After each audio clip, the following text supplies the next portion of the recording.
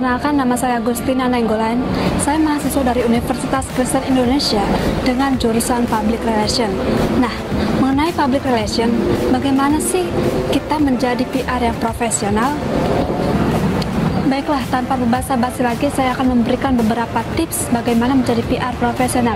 Yang pertama, respon terhadap ketegangan. Seorang PR profesional, saat terjadi masalah, mereka penuh dengan ketegangan, meskipun tidak selalu kelihatan, bahkan oleh mereka sendiri. Seringkali mereka bekerja dengan sangat baik saat dalam kondisi yang sangat menegangkan tersebut, dan mereka tidak memecahkan masalah dengan analisis yang abstrak, namun dengan melakukan aksi langsung untuk menghasilkan solusi yang praktis. Selanjutnya, yang kedua, seorang PR harus memiliki inisiatif individual. PR yang sukses biasanya melakukan tindakan sesegera mungkin sebelum situasi menjadi tak terkendali.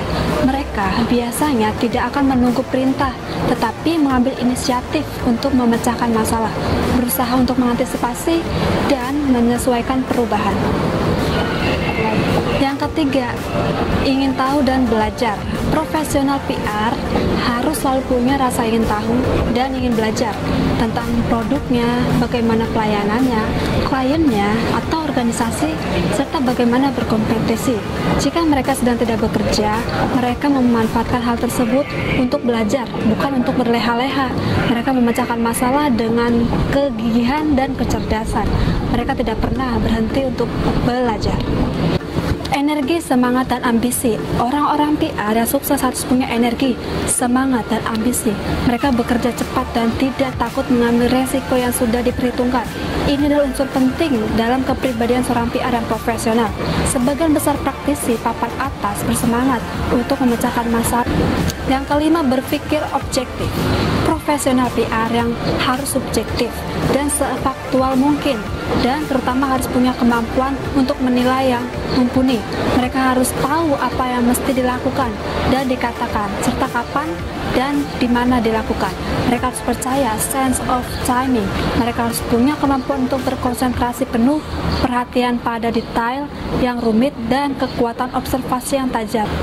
Yang keenam, bersikap fleksibel. Profesional PR harus punya kemampuan untuk melihat segala sesuatu dari sudut pandang orang lain. Misalnya dari sudut pandang eksekutif, sudut pandang editor publikasi, atau sudut pandang audiens yang bersikap memusuhi. Cara inilah agar mereka dapat menghasilkan keputusan yang baik. Yang ketujuh, melayani orang lain. Kebanyakan seorang PR yang sukses, mereka memiliki naluri alamiah untuk membantu orang lain. Senang melihat orang lain sukses adalah alasan utama dari tindakan melayani pihak mereka. Bersahabat. Seorang PR biasanya dipandang sebagai orang yang ramah, bersahabat, dan menyukai orang lain secara tulus. Mereka jarang marah, sinis, ataupun bermusuhan.